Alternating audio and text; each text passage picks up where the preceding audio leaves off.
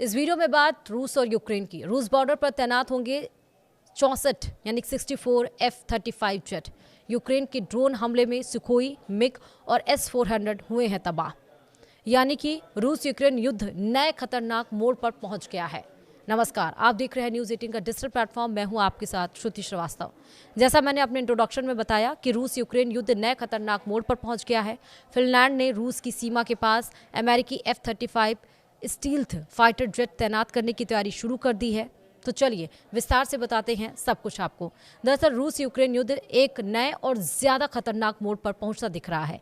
एक तरफ नाटो देश फिनलैंड रूस की सीमा के बेहद करीब अमेरिकी F-35 स्टील्थ फाइटर जेट तैनात करने की तैयारी में है। वहीं दूसरी ओर यूक्रेन रूस के भीतर और कब्जे वाले इलाकों में लगातार लंबी दूरी के ड्रोन हमले कर रहा है। इन दोनों घटनाओं ने क्रेमलिन की रणनीतिक चिंता को कई गुना बढ़ा दिया है। फिनलैंड ने 16 दिसंबर को अमेरिका के टेक्सास स्थित फोर्ट वर्थ में अपना पहला F-35A लड़ाकू विमान रोल आउट किया। यह सिर्फ एक सैन्य कार्यक्रम नहीं बल्कि नाटो में शामिल होने के बाद फिनलैंड की सुरक्षा नीति का सबसे ठोस संकेत माना जा रहा है।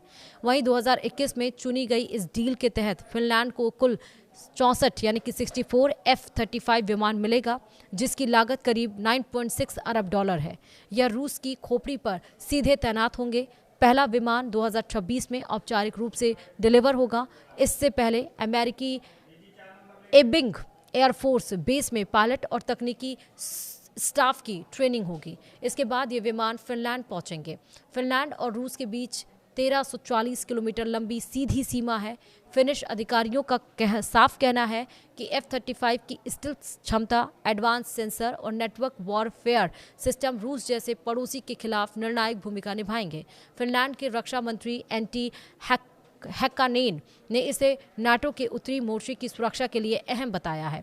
इस बीच यूक्रेन ने रूस के खिलाफ हमलों की रफ्तार और दायरा दोनों बढ़ा दिया है।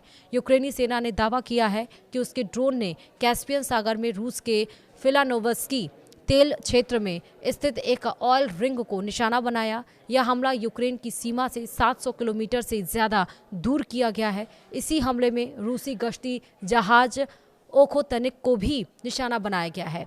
क्रीमिया में भी यूक्रेन ने बड़ा झटका देने का दावा किया है।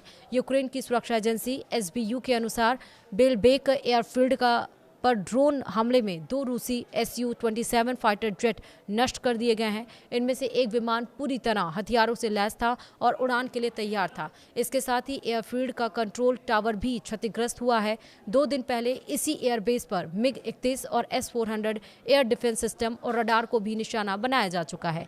यानी एक हफ्ते में रूस को इसी बेस से बड़ा नुकसान हुआ है।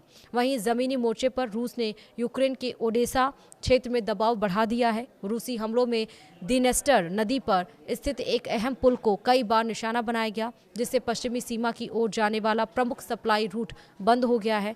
यह रास्ता यूक्रेन के लगभग 40% ईंधन आपूर्ति के लिए अहम था। हालांकि यूक्रेन ने अस्थायी पोंटून ब्रिज बनाकर और दूसरे रास्तों से सप्लाई चालू रखने का दावा किया है।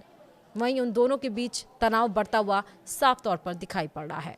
एक तरफ पुतिन साल के आखिर में मीडिया पत्रकारों से बात करते हुए उन्होंने साफ तौर पर कहा कि ना ही वो यूरोप को छोड़ने वाले हैं, ना ही वो यूक्रेन को छोड़ने वाले हैं, जब तक वो खुद आकर माफ़ी ना मांगे और युद्ध से पीछे ना हटें। और उसकी बानगी ये वीडियो है। वीडियो में इतना ही। नमस्कार।